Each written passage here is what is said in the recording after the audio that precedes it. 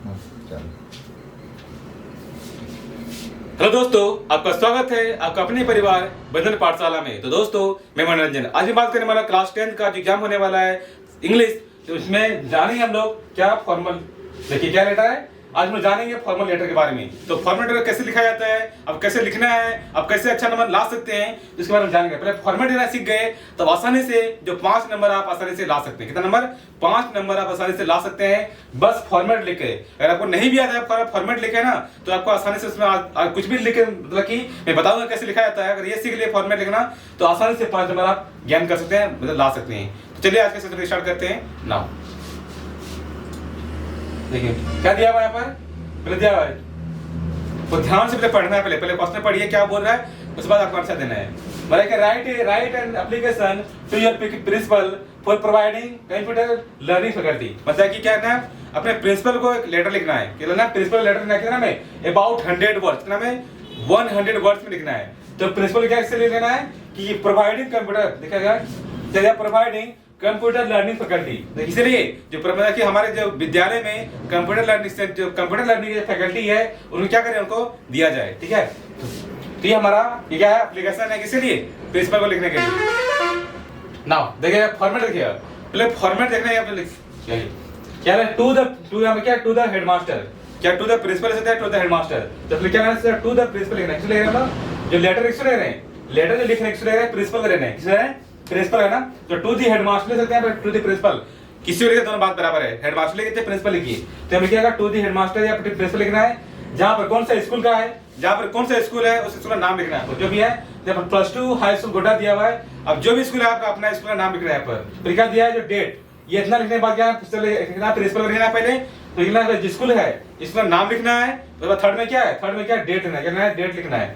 ठीक है, उसके बाद क्या है, सब्जेक्ट, आपका क्या सब्जेक्ट है उसके बारे में लिखना है। तो क्या देखना, टू द हेडमास्टर लिखना है, जो कि यहाँ से स्कूल का नाम लिखना है, फिर डेट लिखना है। अब सब्जेक्ट क्या है, faculties of learning computer in the school. क्या है, मतलब स्कूल में क्या फैकल्टी को क्या करना है, कंप्यूटर सीखने के लिए फैकल्टी क्या करना है, हम लाना है। ठीक है, ये हमारा टॉपिक मतलब क्या है, सब्जेक्ट यहाँ पर है।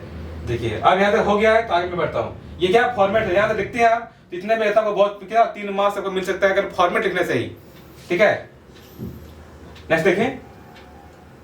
ओके, सर लिखना है, which due respect I want to draw your attention to the computer learning in the school। मतलब कि मैं आपका ध्यान आकर्षित करना चाहता हूँ, सम्मानजनक आपको जो है, मैं आपसे सम्मानजनक रिक्वेस्ट कर रहा हूँ क्या, कि मैं आपका ध्यान आकर्षित करना चाहता हूँ। किसके लिए? कि हमारे स्कूल में कंप्यूटर सिखाने के एक फैकल्टी होना चाहिए ताकि हम लोग कंप्यूटर सीख पाए। ठीक है, our school does not have such faculties.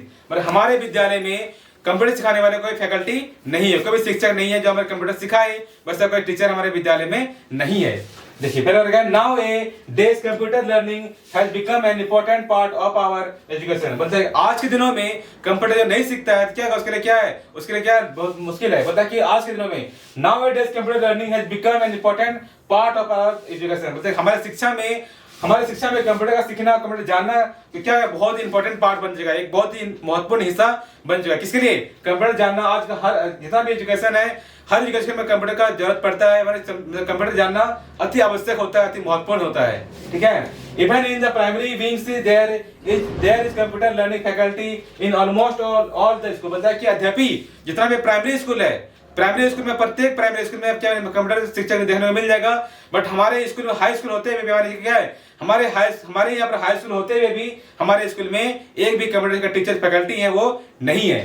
ठीक है, one can not progress in life nowadays when he is ignorant the computer. बोलता है कि आज के युग में सफलता प्राप्त करता क्या था, बिना कंप्यूटर इग्नोर करते हुए, कंप्यूटर का नजरअंदाज करते हुए हम लोग क्या करते हैं, कंप्यूटर क्या हम लाइफ में प्रोग्रेस नहीं कर सकते हैं। बिकॉज हर जगह कंप्यूटर देखने मिले, चाहे फॉर्म भरिए चाहे कुछ भी कीजिए, तो अब क्या करेगा, आपको कंप्यूटर का जानना जरूरी होता है। फॉर्म फिलअप करने के लिए भी और कंप्यूटर का नॉलेज होना बहुत जरूरी होता है, इसलिए बोल रहा है वहां पर। In all walk of life computer are use. मतलब हमारे जितना भी देखते हैं, हम लोग जहां भी देखते हैं क्या हर जगह आपको कंप्यूटर देखने को मिलेगा, कि कंप्यूटर का जितना उपयोग होता है जितना हर जगह कंप्यूटर देखने को मिलेगा, चाहे ऑफिस हो चाहे जहां भी हो, तो आपको हर जगह क्या मिलेगा, कंप्यूटर देखने को मिलेगा।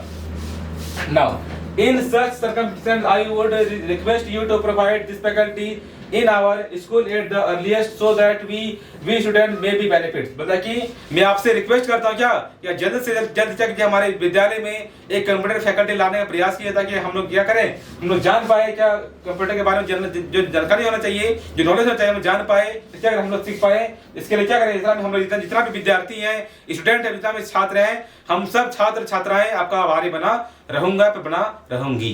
ठीक है, यहाँ तक हो चुका आपका ये था। ठीक है, उस पर क्या लिखना है, थैंकिंग यू। क्या लिखना है पर थैंकिंग यू। ठीक है, अंतिम क्या लिखना है, थैंकिंग यू लिखना है। योर एविडेंटली, आपका आज्ञाकारी छात्र। कहना है फिर आपका नाम लिखना है, चाहे लड़का हो चाहे लड़की हो, अपने आप नाम लिखना है। ठीक है, जो क्लास लिखना है, फिर रोल नंबर लिखना है, सेक्शन लिखना है। तो इतना आप करते हैं तो क्या आपको 5 में 5 नंबर मिल जाएगा। तो ये आपका क्या बहुत ही बेनिफिट्स होने वाला है एग्जाम के लिए। तो बहुत ही इंपॉर्टेंट क्वेश्चन है। ठीक है, सबसे पहले फॉर्मेट लिखना शुरू कीजिए। फॉर्मेट लिखने के बाद आप आसानी से नंबर ला सकते हैं। मैं फॉर्मेट सिखा रहा हूँ, कोई भी आपको दे ना तो आप आसानी से लिख सकते हैं। ठीक है, ये पार्ट 1 था। देखिए अब मैं क्वेश्चन नंबर 2 की ओर बढ़ता हूँ। देखिए ये भी क्या है, फॉर्मल लेटर ही है। कैसा है, फॉर्मल लेटर है। बोल रहा है क्या, write a letter to the DG of police complaining about the rising in the rate of the crime and the theft are in your area. बताया क्या, जो डीजी है ना, डायरेक्टर जनरल ऑफ पुलिस है, उनको क्या लेटर लिखना है कि हमारे एरिया में दिन दिन क्या रहा है, क्राइम बढ़ता जा रहा है, कि जो क्राइम की संख्या है, जो अपराध की संख्या है, उसका रेट बढ़ ही रहा है। तो इसके लिए क्या लिखना है, कोई डीजी है, जनरल ऑफ पुलिस है ना, डीजी में है ना, इसको जो डीजी को लिखना है क्या है, जो पुलिस है ना, तो DG of the police commissioner, क्या है, जो डीजी है उसको लिखना है, क्या लिखना है, पत्र लिखना है। क्या लिखना है कि हमारे जो एरिया में जो अपराध की संख्या बढ़ रहा है, उसको कंट्रोल करने के लिए आपको क्या पत्र लिखना है। ठीक है, तो इसमें फॉर्मेट वही फॉर्मेट है जैसे बताया। फॉर्मेट क्या लिखना है, सबसे पहले क्या लिखना है, देखिए टू द पुलिस कमिश्नर। क्या लिखना है, टू द पुलिस कमिश्नर, जिसको आप लिख रहे हैं। ठीक है, तो एड्रेस में क्या, जहाँ एड्रेस लिखना है, जहाँ का निवास क्या है, जहाँ पर पुलिस क्या है, तो एड्रेस लिखना है। क्या लिखना है, डेट लिखना है। क्या लिखना है पर उसमें डेट लिखना है। उसका क्या है, जो सब्जेक्ट क्या हो, सब्जेक्ट क्या है, तो सब्जेक्ट में एड्रेस करना है। सब्जेक्ट क्या है, सब्जेक्ट में एड्रेस करना है पर। ठीक है, सब्जेक्ट क्या आपको, regarding the increasing incident of the crime, मतलब कि हमारे एरिया में क्या हो रहा है, अपराध की संख्या काफी संख्या बढ़ रहा है, तो उसको रोकने के लिए लिखना है आपको पत्र लिखना है। क्या सब्जेक्ट क्या है कि हमारे एरिया में जो इतना क्राइम बढ़ रहा है, उससे रिलेटेड पत्र लिखना है ना। देखिए अब इस बात यहां लिख लिया, तो इस बात कहते हैं लिखना है डियर सर। क्या लिखना है पर, देखिए क्या लिखा है, डियर सर। ठीक है, dear sir, I have to honour to being the born और सरकंडा गोड्डा। मतलब कि हमारा जन्म कहाँ हुआ है, सरकंडा गोड्डा में जन्म हुआ है। मैं जब से मैं जन्म लिया हूं तब से मैं देख रहा हूं कहां पर, जो एड्रेस ऑफ जब है ना, कि सरकंडा गोड्डा पे जो यही लिखना है। आपका जहां भी घर हो वहां लिख सकते हैं, चाहे रांची हो, चाहे धनबाद हो, चाहे बोकारो, कहीं पर हो, आप वहां लिख सकते हैं आप। तो आई हैव ऑनर क्या है, I have honour of being born at Sarkanda Godda from the very childhood I have been living here. मतलब मैं बहुत ही बचपन से मैं क्या यहाँ पर रह रहा हूँ। ठीक है, nowadays I am observing that the situation of the law and order are going from the bad and war.